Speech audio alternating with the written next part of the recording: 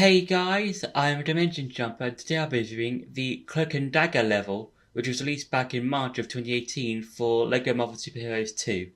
Now, this level is the third DLC level for the LEGO Marvel Super Heroes 2 game, and it follows the characters of Cloak and Dagger as they try and escape from this sort of like harbour place, because they want to try and escape from the person that did experiments on them. There's like mad scientist guy.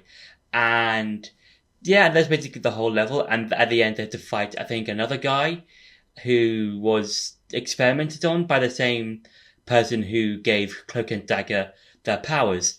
And yeah, this is another quite short level. I think this is probably the shortest level, I would probably say, because similar to how the Black Panther and the Guardians 2 levels are, this level takes place mainly in one location, that being the harbour that Cloak and Dagger are trying to escape from.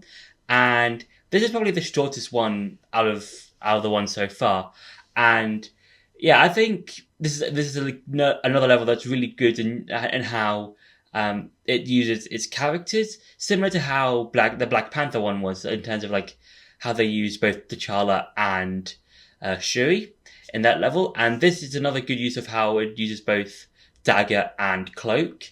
And yeah, because you've got Dagger who can like cut vines and stuff, and you've got Cloak who can turn himself invisible and teleport. So yeah, those powers are quite useful throughout the level. And yeah, I think this is a very enjoyable level. It's a short level. It's okay. I don't mind the shortness of it. I think it could have been a bit longer, maybe, but that's just a thing. I think if it was a bit longer, it would have been a bit better. But it's a fine level overall.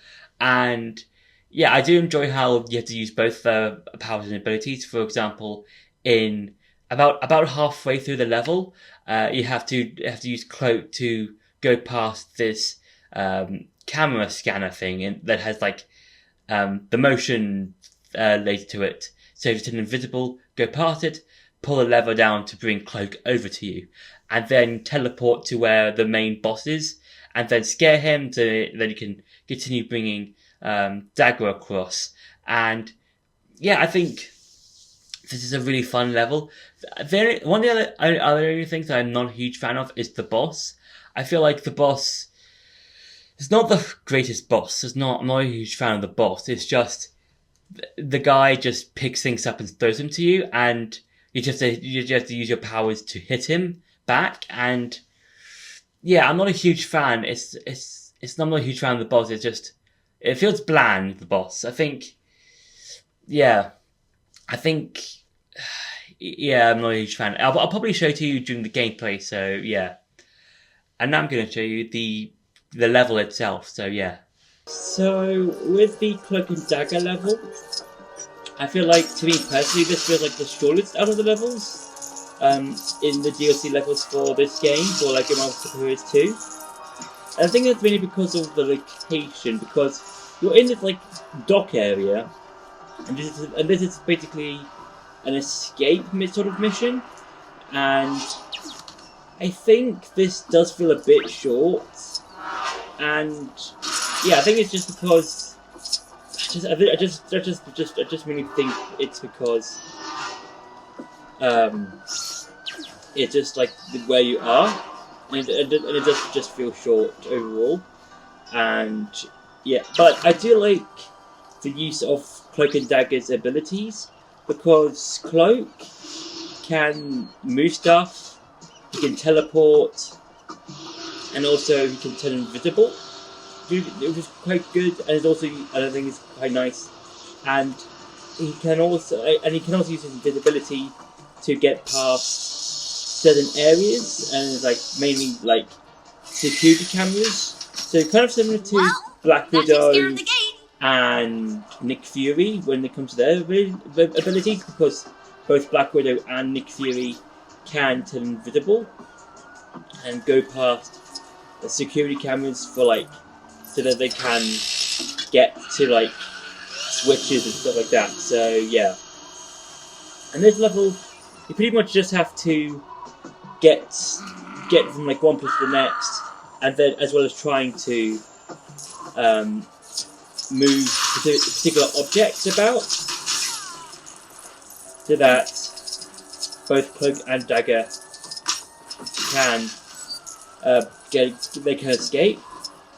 And yeah, I think you use a bit more of Cloak than you do of Dagger, and I think that yeah, you can kind of see that you can use Cloak more than Dagger, and I think that's due to Cloak's abilities, where he can turn invisible, he can teleport, he can like mind control stuff or move stuff from to a position that can help both Cloak and Dagger. So yeah, and I'm not saying that you don't use Dagger, just because there are like some parts where you do use Dagger. For example, if you want to get to the place where Cloak is, so on top of, I believe, this bit of machinery, you do have to use Dagger. You have to use your abilities to do that.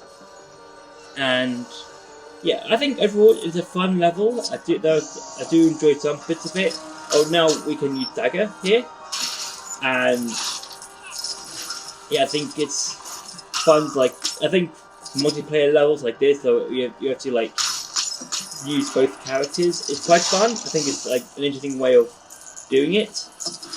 Yeah, but I do feel like it's a bit short. It feels short to me when compared to the other levels. So Phew, yeah. Another problem solved. So that's been it for the gameplay. Now I'm going to go back to the review. So overall, I would say that the Cloak and Dagger level is fine. I enjoyed it. I think it's a good level. I think it's a good level.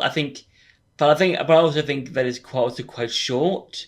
I think it's quite short. It's one of the shorter levels for the DLCs, and yeah, I think if they added just a bit more, maybe 5%, maybe 10% more, it would have been fine. I think it would have been better. But overall, I think it's a good level. I think the level does show a good use of both Cloak and Dagger's abilities and what they can do. And yeah, it's just a really fun, enjoyable level overall. So yeah. So that's been my review for the Cloak and Dagger level. I hope you enjoyed this video. Don't forget to like, share, and subscribe. And I'll see you in the next video.